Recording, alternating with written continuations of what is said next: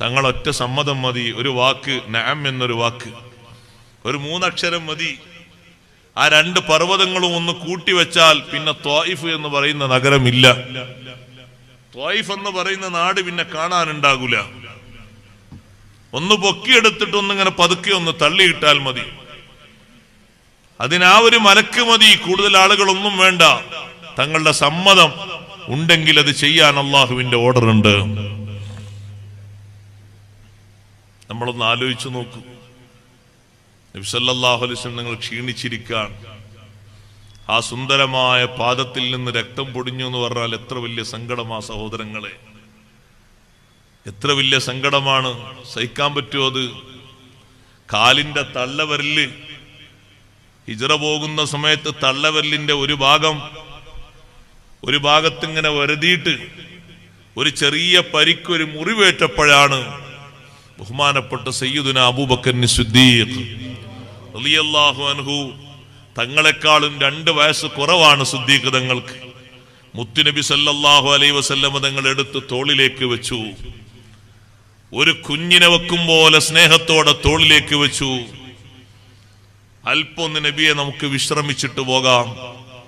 നല്ല ഒരു പാറയുടെ ചുവട്ടിൽ മുണ്ട് വിരിച്ച് വിരിപ്പ് വിരിച്ച് ഒരു കുട്ടിയെ ഉമ്മ കടത്തും പോലെ, ഉപ്പ കൊണ്ടുപോയി ആശ്വാസത്തോടെ കടത്തും പോലെ മുത്തു നബി സല്ലല്ലാഹു അലൈഹി വസല്ലം ഞങ്ങളെ താങ്ങിക്കിടത്തി ഒരു പാറയുടെ ചുവട്ടിൽ ഒന്ന് വിശ്രമിച്ചിട്ട് യാത്രയാകാം നബിയെ. സിദ്ദീഖ് റളിയല്ലാഹു അൻഹു സഹിച്ചില്ല, ചിന്തിക്കാൻ പോലും സങ്കല്പിക്കാൻ പോലും കഴിഞ്ഞില്ല.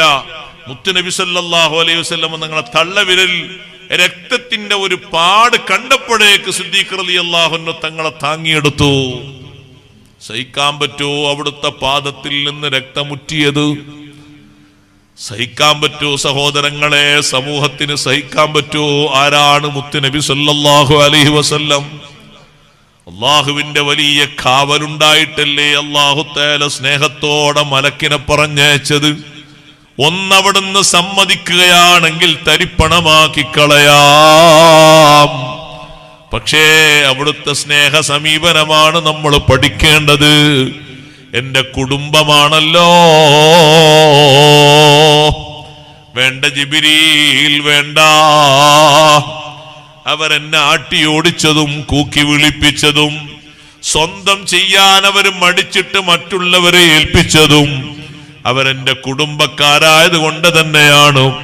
അവർക്കറിവില്ലല്ലോ, ഞാൻ അവർക്ക് മാപ്പ് കൊടുക്കുന്നു. അള്ളാഹുവിനോട് ദുആ ചെയ്തു, അല്ലാഹുമ്മഗ്ഫിർ ലിഖൗമി ഫഇന്നഹും ലാ യഅലമൂൻ. അവരറിവില്ലാത്തവരല്ലേ, പുറത്തു കൊടുക്കണം അല്ലാഹ്. ജിബ്രീൽ അലൈഹിസ്സലാമിനോട് പറഞ്ഞു, നിങ്ങൾക്ക് പോകാം. അർജു അൻ യഖ്റുജ മിൻ അസ്ലാബിഹിം മൻ യഅബ്ദുല്ലാഹ വഹ്ദഹു.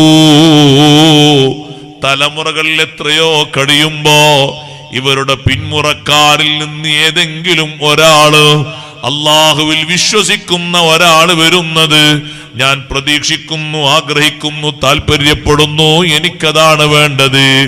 പകപോക്കുന്ന സ്വഭാവം എനിക്കില്ല, പകരത്തിന് പകരം കൊടുക്കുന്ന സ്വഭാവം എനിക്കില്ല. വിട്ടുവീഴ്ചയാ തങ്ങൾ കാണിച്ചത്, വിട്ടുവീഴ്ച മനോഭാവമാ തങ്ങൾ കാണിച്ചത്. പകരം വീട്ടാൻ ഒരു 3 അക്ഷരം മതി സഹോദരൻ.